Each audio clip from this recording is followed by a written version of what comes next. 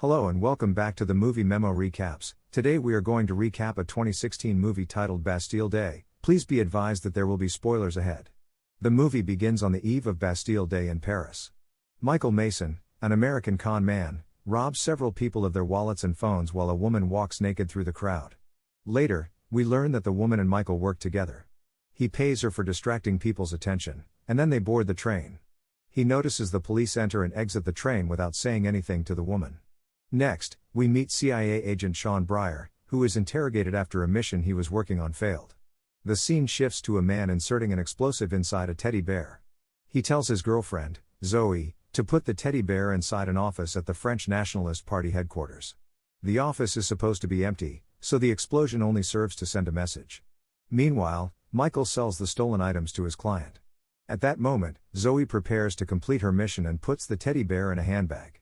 She arrives at the office and goes inside. She leaves the purse on the floor and notices some people entering and decides to take the purse and leave. Michael sits outside and watches her as she talks agitatedly with her boyfriend. Thinking it is something valuable, Michael steals her purse while she is distracted. Her boyfriend is in a car with some henchmen. They are worried that the plan will not go through, but he assures them that he will solve everything. Michael checks the bag and finds the teddy bear, but little does he know that it contains a bomb. Then Zoe's boyfriend calls her phone, and Michael answers it. He thinks it is just a gift and throws the teddy bear away. Soon, the bomb explodes, killing 4 people. Michael looks around in confusion and flees.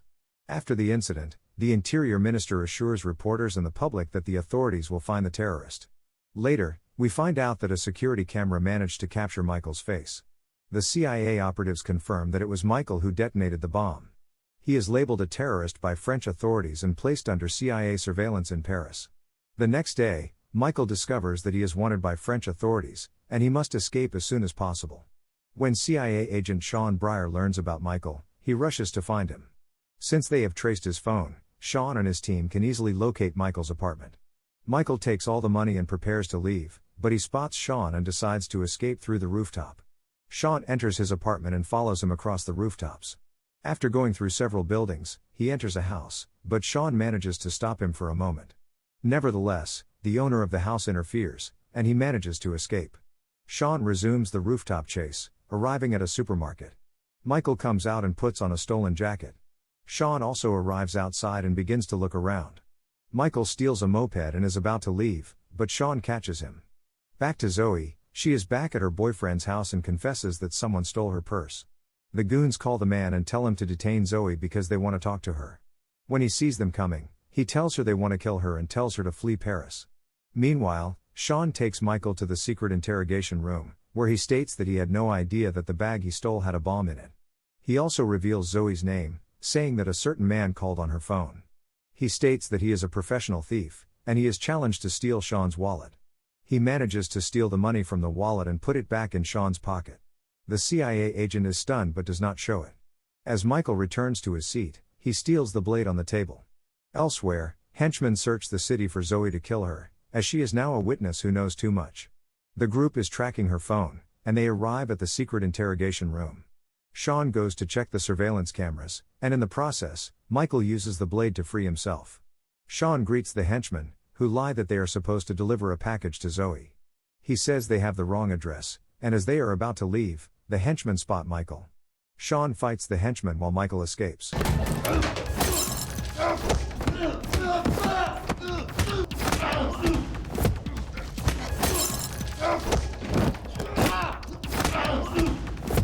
Together, the thugs manage to subdue Sean and then run away.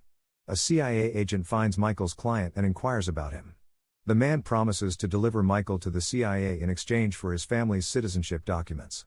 Sean is in the car and informs his colleagues that Michael has escaped.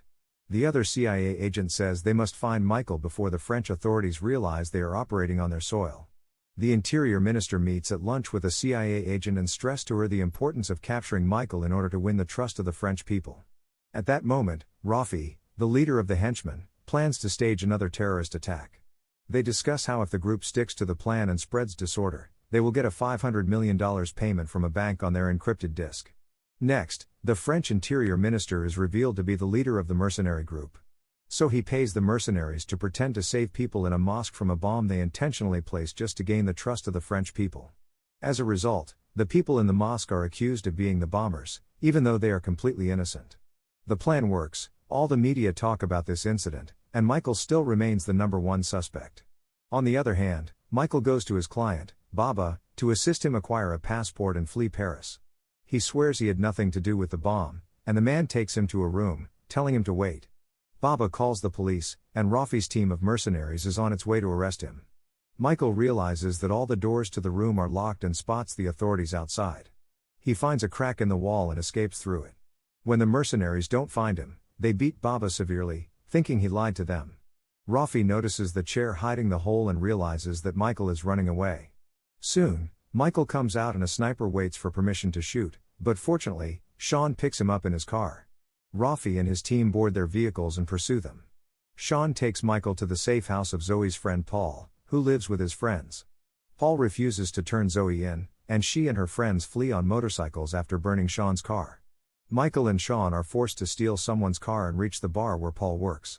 Michael enters the bar and provokes a confrontation by stealing a cell phone from one person and putting it in the pocket of another. He then steals Paul's wallet, and they discover the address of his apartment, where Zoe also resides. As they make their way to Paul's residence, Rafi is informed of their location and sets out to capture them. When they break into the dwelling, Zoe takes Michael hostage, holding the knife to his throat. Breyer disarms her and questions Zoe about the location of the next bomb and who created it. She reveals that the man she knew is named Gene and that he is in a relationship with her. And she gives him his address. On their way to Gene's, the three are joined by Rafi and his henchmen, who get out of the car and threaten them with guns.